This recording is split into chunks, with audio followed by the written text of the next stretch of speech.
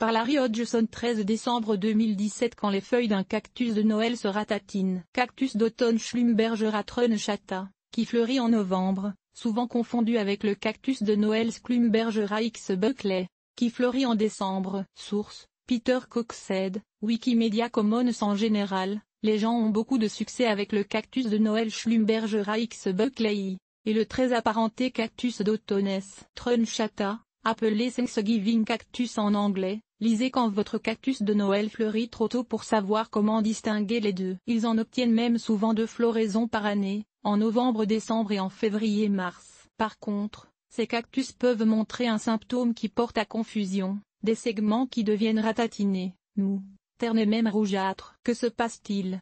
Non, ce que vous voyez ne sont pas des feuilles, mais des tiges aplaties. Source, Julie Weisenhorn, University of Minnesota. Il faut bannir le mot feuille de votre vocabulaire en qui concerne les Schlumbergera. Ils n'en produisent pas, du moins, à part 2 cotylédons éphémères présents sur les semis. Les organes aplatis et verts qui passent pour des feuilles sont plutôt des tiges modifiées. Comme justement elles sont vertes, elles font de la photosynthèse comme des feuilles et ainsi permettent à la plante de refaire le plein d'énergie. Mais même si une tige remplace une feuille, elle n'en est pas une. Les tiges lâches, ratatinées et ternes indiquent que l'eau ne se rend pas bien aux extrémités de la plante. Source, Tugors, Garden. Or si les tiges deviennent ratatinées, c'est qu'elles sont assoiffées, qu'il n'y a pas assez d'eau qui s'y rend. Évidemment, ce qui semble le plus logique à faire est d'arroser davantage, mais ce n'est pas nécessairement la bonne action à poser. Manque d'eau ou trop d'eau? Il y a 2 raisons principales pour expliquer pourquoi l'eau ne se rend pas correctement aux tiges. Soit que le terreau est trop sec, soit que les racines sont endommagées, peut-être par trop d'eau. Fréquence d'arrosage des Schlumbergeras. Il n'y a pas de fréquence d'arrosage préférable pour les Schlumbergeras. Il faut suivre la règle d'or. Source, Home Depot. Comme il n'y a pas de fréquence d'arrosage spécifique à recommander pour les Schlumbergera, cactus de Noël et compagnie. Dans certains cas, ils peuvent avoir besoin d'eau après 5 jours, dans d'autres, après 7 jours, 10 jours, 14 jours, voire même 20 jours. Et la fréquence peut varier selon les saisons, même si vous ne les changez pas de place. Tout dépend des conditions. Quand l'air est sec et que la température est chaude, la plante a besoin de plus d'eau. Quand la pièce est plus fraîche et que l'humidité est forte, de moins. Et la plante croît plus rapidement, et utilise plus d'eau, à certaines saisons qu'à d'autres. Il suffit de suivre la règle d'or de l'arrosage. Arroser abondamment, assez pour humidifier toute la motte de racines, puis attendez que le terreau soit sec avant d'arroser de nouveau. Cela fonctionne toujours parfaitement pour les Schlumbergera. Si le terreau est trop sec, c'est facile à voir ou, plutôt, à sentir. Touchez-y. Vos doigts sentiront facilement qu'il est sec. Il s'agit alors d'arroser, pas juste un peu, mais en profondeur, de façon à ce que la motte de racine au complet s'imbibe. Parfois, quand un terreau est très sec, il repousse l'eau et, quand vous arrosez, l'eau n'y pénètre plus et alors la plante ne peut plus boire. Si c'est le cas, plongez carrément le pot dans l'eau. Laissez-le tremper de 10 à 15 minutes, puis drainez bien. Une fois réhydraté, le terreau deviendra réceptif à l'eau et vous pourrez arroser normalement à l'avenir. À moins de le laisser trop sécher de nouveau. Quand le terreau demeure humide malgré ses tiges molles, ratatinées et rougeâtres, symptôme d'un manque sérieux d'eau, ce cactus d'automne réussit à fleurir. Source, Zencero, Home Design. Par contre, souvent la plante est ratatinée et ramollie, mais le terreau est encore humide au toucher. De toute évidence, le problème n'est pas relié à un manque d'eau. C'est beaucoup plus grave.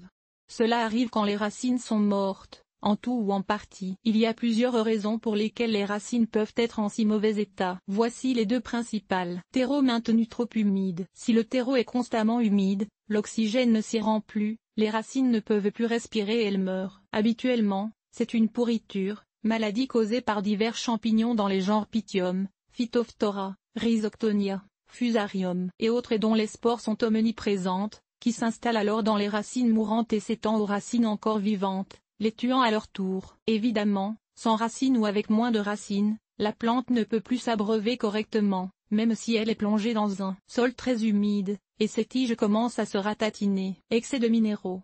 Avec le temps, des sels s'accumulent dans un terreau de plantes d'intérieur. Ils sont présents dans l'eau d'arrosage et ajoutés par la fertilisation. Quand ils augmentent trop, ce qui prend plusieurs années, il arrive un moment où le sol contient plus de sel que les racines. L'eau sortira alors de la plante vers le sol afin d'équilibrer les concentrations, c'est ce que l'on appelle l'osmose inverse. Ainsi, les racines meurent et, encore une fois, la plante n'est plus capable d'absorber l'eau. Souvent, L'accumulation de sel dans le terreau s'accompagne d'une croûte blanchâtre ou jaunâtre sur le rebord du pot ou même sur la tige de la plante. Rempotez pour sauver votre cactus. Si vous soupçonnez que ce sont des dommages aux racines qui causent le problème, la solution la plus simple est de rempoter. Lors du rempotage, faites tomber tout le terreau ou, du moins, tout ce que vous pouvez enlever. Photo, Zanowild Flora. Faites tomber l'ancien terreau, tout le terreau. Si les racines sont pourries, elles sentiront la pomme de terre pourrie. Coupez-les. Rempotez dans un pot propre muni de trous de drainage et pas nécessairement un pot plus grand. Si la plante a perdu des racines,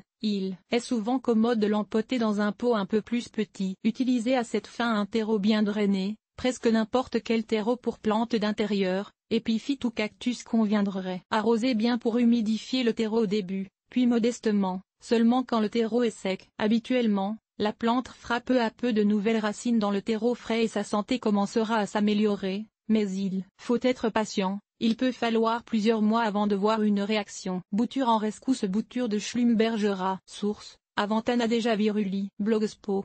Ça aussi, il peut être sage de prendre des boutures, au cas où vos autres efforts ne donneraient pas un résultat probant. Si possible, choisissez une tige un peu moins ratatinée que la moyenne. Il faut une tige avec au moins 2 segments, mais 3 ou 4, c'est encore mieux. Pour prélever la bouture, tordez la tige plutôt que de la couper, elle se séparera très naturellement à la jonction d'un segment. Insérez la bouture dans un petit pot de terreau légèrement humide, couvrant complètement le segment inférieur de terreau. Conservez le tout légèrement humide jusqu'à ce que de nouveaux segments apparaissent, ce qui peut prendre plusieurs mois. Mauvaise réaction. Une des raisons pour lesquelles je suggère de prendre des boutures conjointement avec tout autre effort pour sauver un cactus mal en point est que parfois les très vieux spécimens réagissent mal au rempotage, même quand vous le faites pour leur sauver la vie. On dirait qu'ils s'acclimatent à une situation même difficile et aiment mieux mourir lentement que d'accepter un changement pour le mieux.